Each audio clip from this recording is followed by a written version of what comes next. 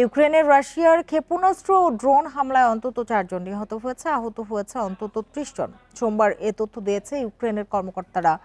Bundle থাকলে প্রতি সেনমানিতে টাকা বাঁচবে। বিকাশ সেনমানি বান্ডেল কিনে জিতুন প্রতি লেনদেনে।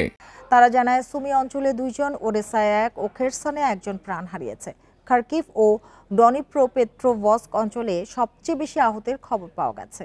ইউক্রেনের সেনাবাহিনী জানিয়েছে তাদের 2টি শহরের সেনা নিয়োগ কেন্দ্রে হামলা চালিয়েছে রাশিয়া। রাজধানী কিয়েভেও ড্রোন হামলা হয়েছে। এতে কয়েকটি ভবন ক্ষতিগ্রস্ত হলেও প্রাণহানির ঘটনা ঘটেনি। এদিকে রুশ প্রতিরক্ষা মন্ত্রণালয়ের দাবি তারা ইউক্রেনের ডনিপ্রোপেট্রোভস্ক অঞ্চলের একটি গ্রাম দখল করেছে। রোববার রাতভর 91টি ইউক্রেনীয় ড্রোন ভূপাতিত করেছে মস্কো।